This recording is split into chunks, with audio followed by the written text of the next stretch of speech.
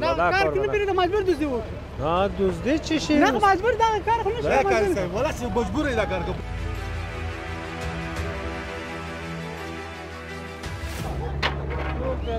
وی آقا پیاده‌رو درش چی؟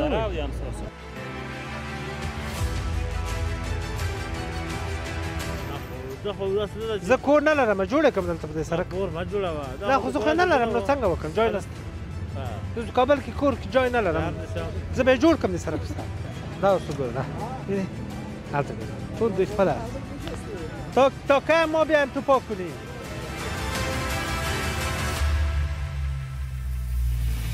نه مرات کسی را میکنیم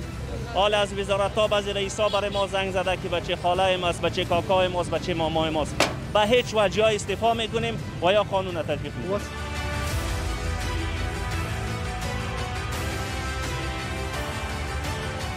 اینا فکر میکنه امی امارت اسلامی نظام امارت اسلامی برشان ریشخند معلوم میشود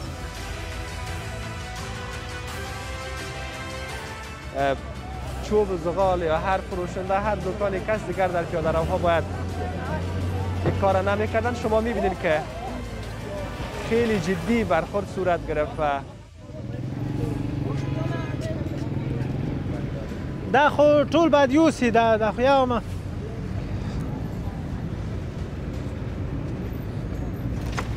دا وړکه هغه نه ده څه سو څه دی بچو ما چرا یو ته دغه تنظیم والا ما تر وغواړی ته وړاندې راځي چې کوي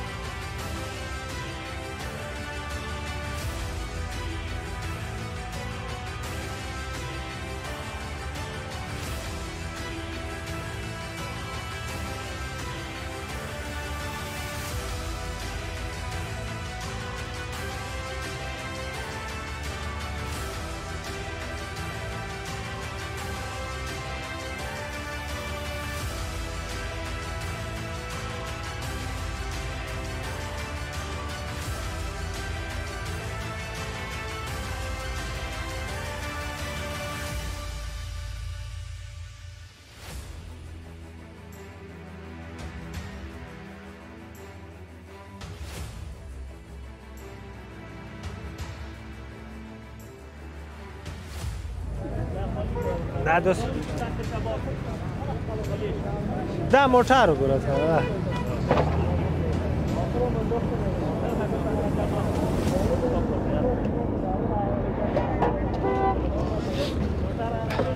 والا که در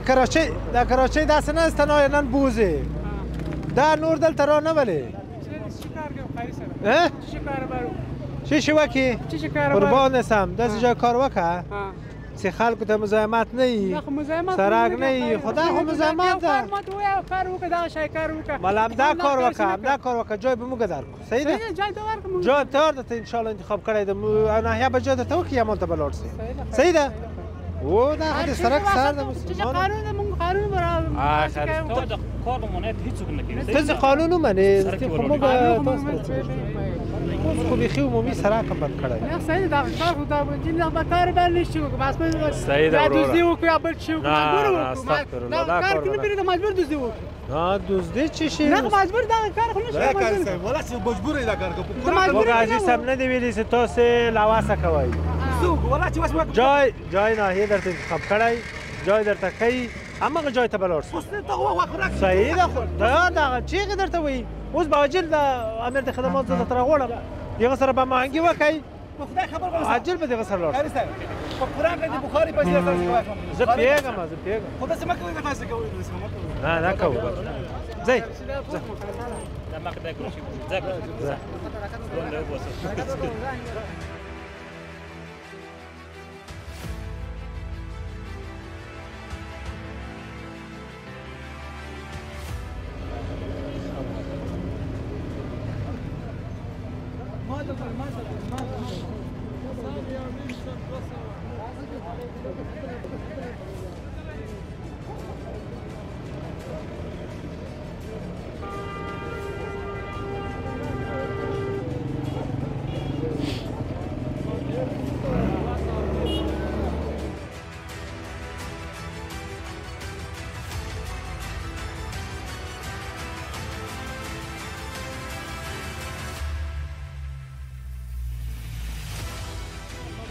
نه ستا پیسې نه څلور هغه پیدراو ګره ټول بجای نیولي چیرې او ته کله ستا بوجه پیاده راوکړي وی یو پیاده راو د رښتیا سره ځي چې وی ګورم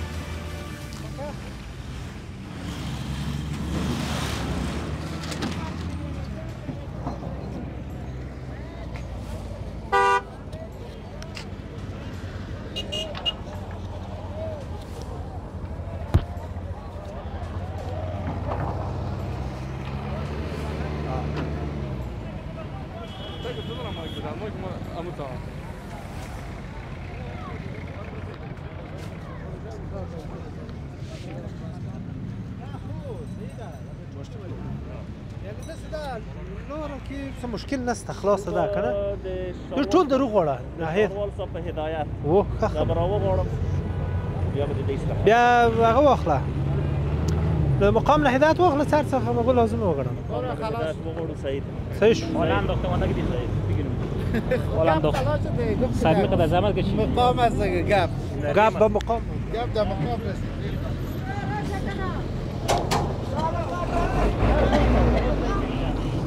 گپ سر مقام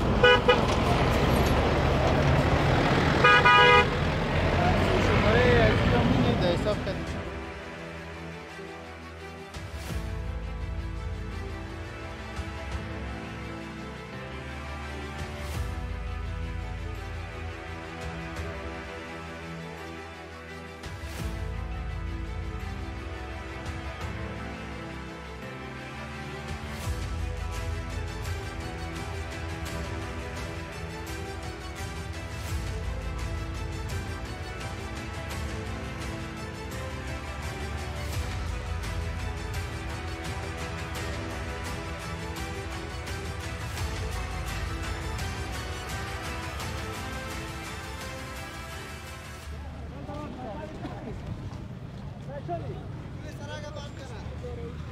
دا سړی د دې څوک ده دا دکاندار سره وغواړه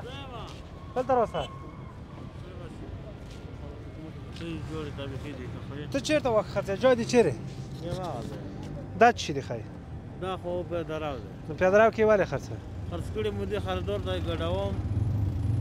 مالوالې دا سړک د ټوله پوره دسته هغه کې ګاډ کې پر نه ده صحیح ده ښه ولې ګډې هلته دکان کې ځای نه و اوس جای نسته په سړک کې ګډې نه خو دا خو داسې نه ده چې زه کور نه لرم جوړ یې کړم دلته په دې سړک کور مه جوړوه نه خو زه خو نه لرم نو څنګه وکړم جای نسته زه په کابل کې کور کې جای نه لرم زه به یې جوړ کړم د سړک په سر نه کور جوړول بلې ساعت دا به خرڅ کړي دا کور دا یو ساعت یو کال یو شی دي ټول مو دا نن ورځ ګډ کړي کني پښتنه کلاس په ټول اډه کې باندې ګډ کړي دا خدي چولي ځای نه دي دا دي چولي کومه دا خبر دغه کنه نو خو ټول ته سره په سر کې بوجي وګوره دا وګوره زرنجونه وګوره دا ټول کار تاسو خراب کړی بردي ګډوي غرمه پرې کدا بر ټول ډول د جرمانه حاجی صاحب محترم زه داسې نه وایم چې یو ساعت او 15 دقیقې اوس کله اوس لار بندېږي د 15 دقیقو لپاره هم لار باندې هماغه شی ده که ټوله ورځ باندې خو 15 دقیقې تا بنده کړه 10 دقیقې بل بنده کړي نیم ساعت بل بندوي زه ته همداسې تر قلاچې تر اخره پورې زه څومره جای ده داسې ما کوي وروره ان شاء الله لګيږي دا اوس آینده کې کدا بر ودرېګا که ته وګوره د تعهد هم درنه اخیستی دغه دکانداران ټول ته ګوره کارمندان د ترازی یا اوس نه ده څه اوس ده دغه 5 شپږ میاشتې دي موږ هم دا کار ده تعهد واخله تعهد ورکړه تعهد واخله تعهد ورکړه نه په خپله ژبه ولاړ یې نه په خپله خبره خوشحاله وم چې تایید شي تایید پرچې ورکړي چې بور دلته ګیر شوه دومره پیسې جریمه نشته جریمه نشته بل وارې که دلته موږ راغلو یا کارمندان د موږ راغلو دا شی تکرار سو بیا د دغه کار بار دلته در بندوم خفه کېږي به هم نه صحیح ده نن ورځ هغه وکړه بیا ته دلته نن ورځ نه در کوم بکات زه تر هغه سایې پورې ځم بېرته راځم دا یو شی ونه ونیو صحیح ده و نیم ساعت 20 دقیقې کې بېرته راګرځم الله دې اجر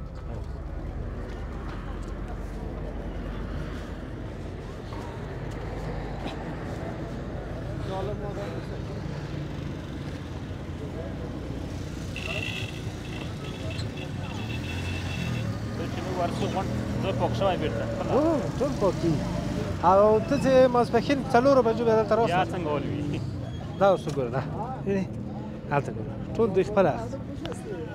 تا که ما بیایم تو پاک کنی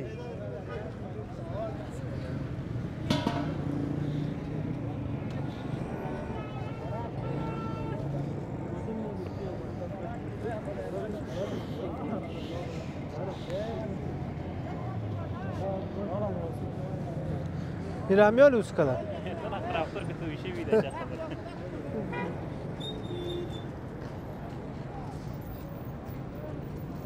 دا چیرته تللی هلته ګوره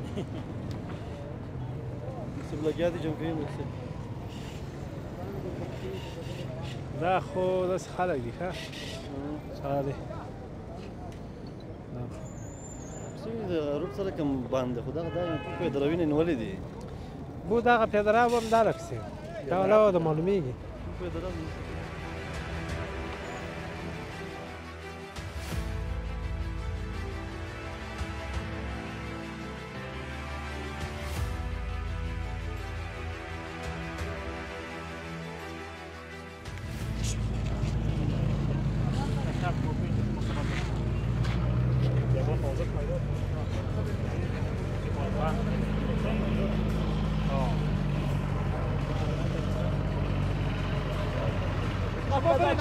چپاکه نبرو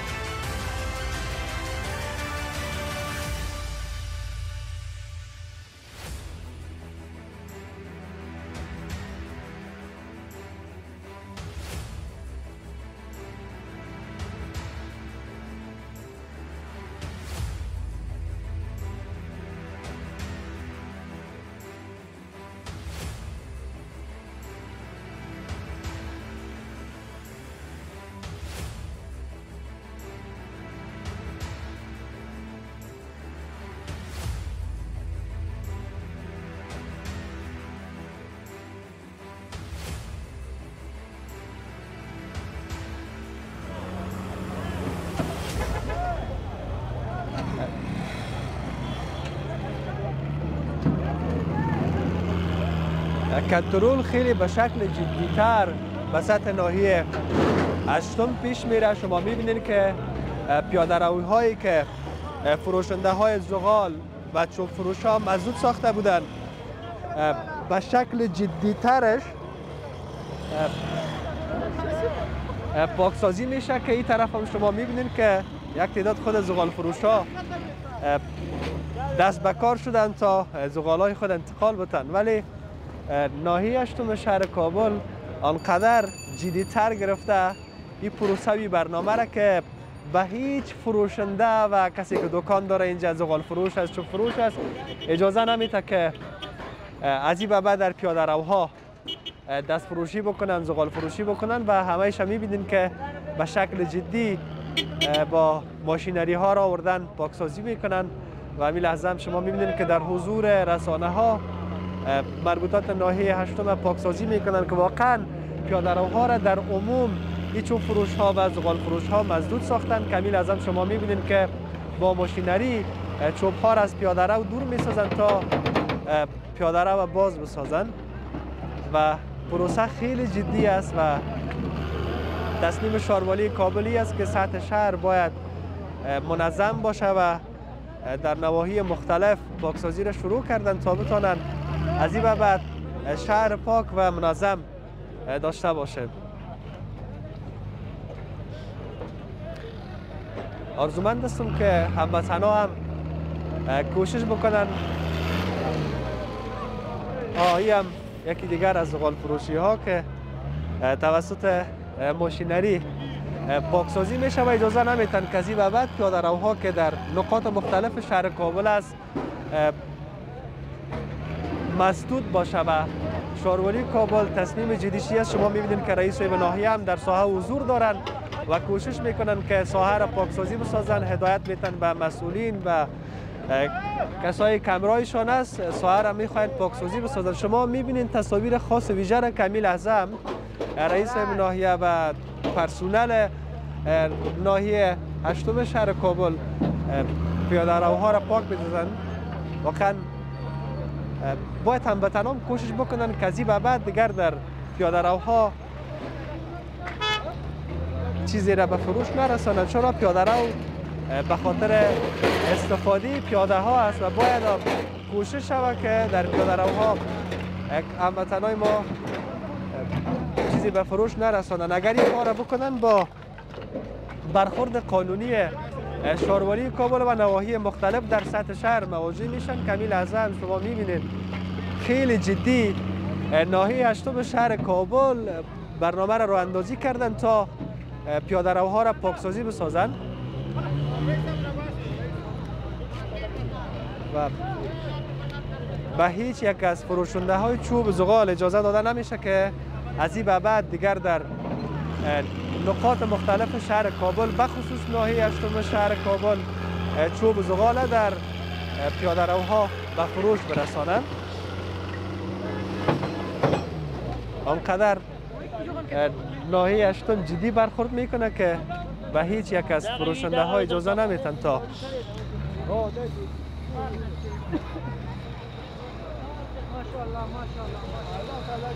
در پیاده روها چوب زغال به فروش برسانند. حتی با ماشینری ها شما میبینید تصاویر که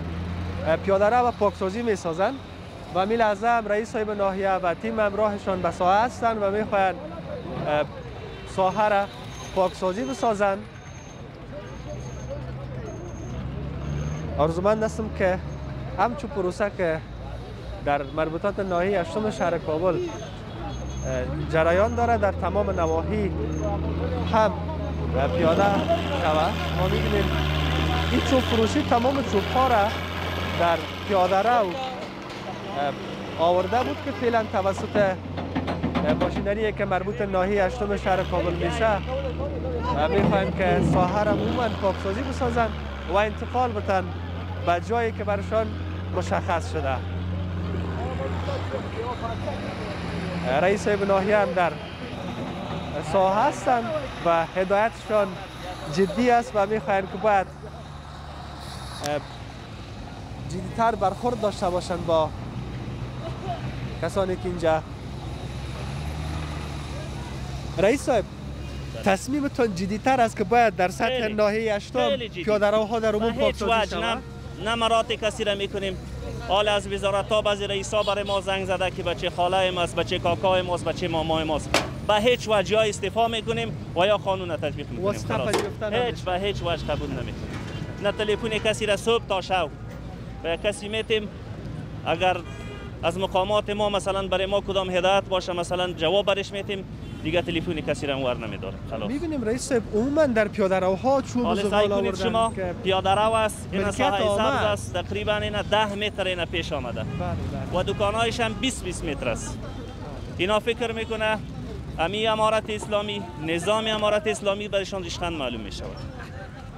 آرزومند هستم ابتکاری که شما کردین رئیس صاحب در تمام نواحی تطبیق شود. ابتکار شما خلاقانه بوده واقعا. اگر همه رئیس صاحبای ما انشاءالله العزیز اونام جدی است، اگر یک کم قاطع شود نو انشاءالله العزیز که زیبایی شهر ما و شما دیگه زیباتر میشه. شما صحبت‌های قاطع و جدی رئیس صاحب شنیدین که واسطه پذیرفته نمیشه. اگر زنگ بیای از هر مقام قابل قبول و پذیرش به ناحیه اشتام و خصوص رئیس صاحب که گفتم نیست. واقعا شما ببینید که این چوب فروشی ها و زغال فروشی ها تا این حد این قدر پیاده رو است. شما ببینید که او قدر پیش آمده تقریبا 10 متر که فعلا هم در اون قسمت هم شما میبینید که پاکسازی جریان داره و می لحظه هم یکی از ماشینری ها کوشش میکنه 10 متری را که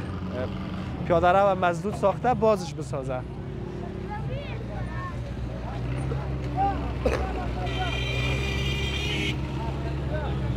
واقعا ابتکاری که در سطح ناحیه هشتم صورت گرفته ستودنی است.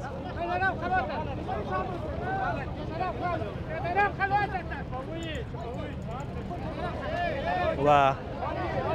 بعضی کسا مانع میشن، میگن که چرا چوب زغال ما را دور میسازین. ملامت هستن، ملامت به این خاطر هستن که چوب زغال در پیاده رو آوردن و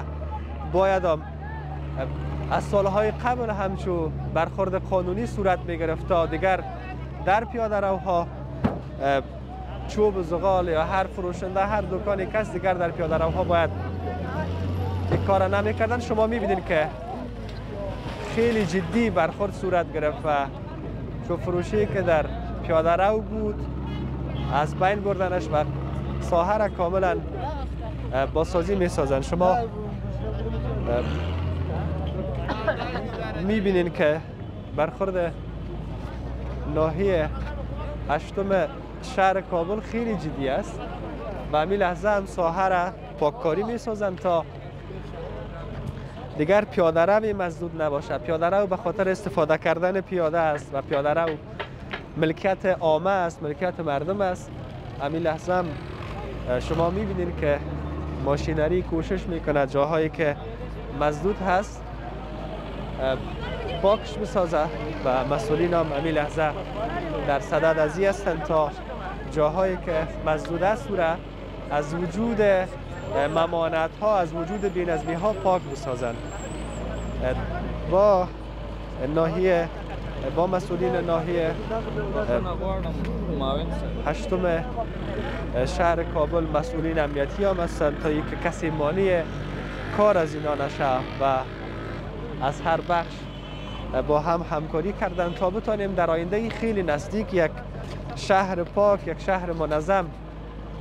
و پایتخت افغانستان که کابل است باید در میان شهرهای افغانستان یک شهر نمونه و الگو به دیگر شهرهای افغانستان باشه که متاسفانه در چندین سالی که گذشت ما نظم شهری را در شهر کابل متاسفانه نمیدیدیم. اما حالا تصمیم جدی‌تر گرفته شده تا شهر پاک، شهر منظم داشته باشیم و روندی که جدی‌تر آغاز شده از مربوطات ناحیه هشتم به شکل خیلی جدی کوشش صورت گرفته تا از این ناحیه نسبت به دیگر نواحی خیلی جدیتر و قاطع پیش برن تا هیچ کسی مانع از اینا شده نتونه که حرکتی که کردن کسی مانع حرکتشان شوه و کسی مانع نشه که اینا همی بی‌نظمی هایی که اینجا هست رو دور بسازن. متاسفانه بعضی برخوردها می باشه که توسط مسئولین امنیتی که اینجا هستن، مسئولین کشوروالی کابل از ناحیه هشتم هستن، با هم یک جا مهار می سازن. آرزومند هستیم که ما هم به عنوان یک شهروند کوشش بکنیم تا شهر پاک خدا دست به دست هم بتیم شهر پاک داشته باشیم. در حفظ و نگهداری این شهر تنها شهروالی کابل و نواحی مربوطه مسئولیت ندارن. این مسئولیت همه ما است تا کنار هم ایستاد شده و دست به دست هم بتیم با شهروالی کابل شهر پاک داشته باشیم. متاسفانه بعضی هموطنان ما پاککاری و منظم ساختن شهر کابل را تنها مسئولیت شهروالی میدانند که نه، این مسئولیت همه ما از به عنوان یک شهروند، به عنوان یک کسی که در شهر خود زندگی میکنیم باید با نواحی هم کار باشیم، با شهروالی هم کار باشیم تا شهر پاک و منظم داشته باشیم. آرزومند هستم که بتانیم به تصویر کشیدن همچو برنامه ها در ولایات مختلف همچنان این برنامه ها راه اندازی شود تا دیگر ما بی‌نظمی شهری را در افغانستان نداشته باشیم. بخصوص که کابل پایتخت افغانستان است، باید از هر لحاظ بی‌نظیر باشه، از هر لحاظ در شهر کابل خلاقیت صورت بگیره، از هر لحاظ کابل باید متفاوت باشه.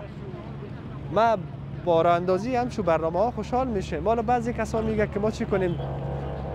پس پیاده رو بند باشه که ما به خاطر کار و بار خود پیاده رو بند بسازیم. نخیر، پیاده رو ملکیتی است که باید همه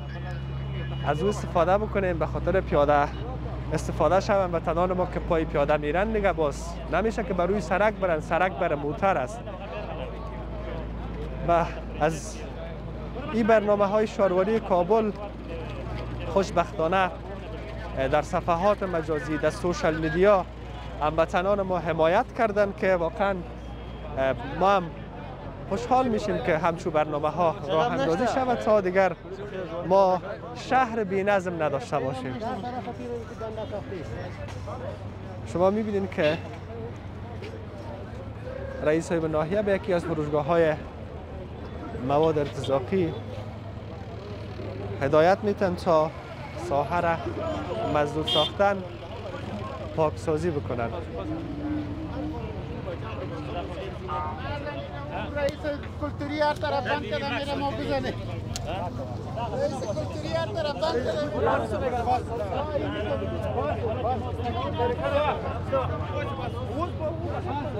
و غرفه‌ای که مزاحم است به پیاده رو به این رستوران هدایت داده شد که هر چه زودتر باید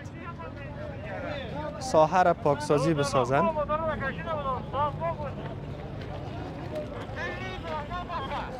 و این طرف هم این چون فروشی ها بازم خوب است.